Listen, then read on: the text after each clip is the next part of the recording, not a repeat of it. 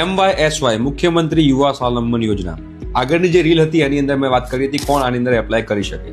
હવે આજની રીલમાં હું તમને વાત કરવાનો છું કે એના રિક્વાયર્ડ ડોક્યુમેન્ટ કયા છે. આપણે આખી યુટ્યુબ પર પણ આની એક સિરીઝ ચાલુ કરી છે જેમાં તમને A to Z રિક્વાયર્ડ ડોક્યુમેન્ટના ફોર્મેટ પણ કેવા હોવા જોઈએ એ યુટ્યુબમાં હું બતાવવાનો છું. એની આખી આપણે પ્લેલિસ્ટની લિંક બનાવી છે. પ્લેલિસ્ટની લિંક આપણા આ ઇન્સ્ટાગ્રામના બાયોમાં અવેલેબલ છે, ત્યાં આગળથી તમે લોકો જોઈ શકો છો.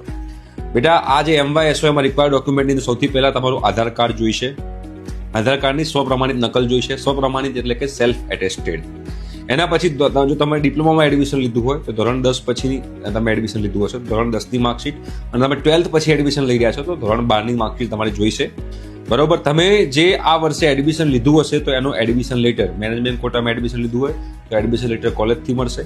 બરોબર છે. તમે ACPC થ્રુ લીધું હોય તો ACPCનું એડમિશન લેટર, અને તમે લોકોએ ઓલ ઇન્ડિયા કોટામાં એડમિશન લીધું હોય તો એનો એડમિશન લેટર જે છે એ તમારી પાસે હોવો જરૂરી છે, એ પણ સેલ્ફ એટેસ્ટેડ.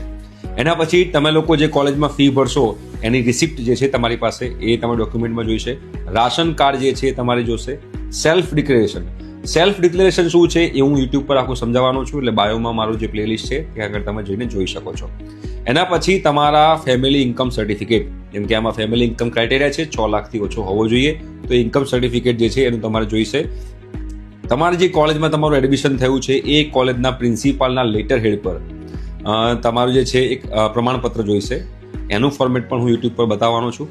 તમે હોસ્ટેલમાં એડમિશન લીધું હોય તો એની ફી રિસિપ્ટ, તમે ખાવા માટે મેસમાં જે પૈસા ભર્યા હોય એની ફી રિસિપ્ટ, અને તમારું લાસ્ટ ડોક્યુમેન્ટ જે છે વિદ્યાર્થીના બેંક એકાઉન્ટ, વિદ્યાર્થીના નામ પર બેંક એકાઉન્ટ હોવું જોઈએ, સેવિંગ એકાઉન્ટ હોવું જોઈએ. તો એ સેવિંગ એકાઉન્ટના પાસબુકનું જે પહેલો પેજ છે, પ્રથમ પાનું જે કહેવાય પાસબુકનું, એની નકલ અથવા તો કેન્સલ ચેકની નકલ, જ્યાં આગળ IFSC કોડ અને બેંક એકાઉન્ટ નંબર સ્પષ્ટ દેખાતો હોય, આ વસ્તુ તમારી પાસે હોવી જોઈએ. આટલા ડોક્યુમેન્ટ્સ તમારી પાસે હોવા જોઈએ MYSYમાં તમારે એપ્લાય કરવું હોય તો.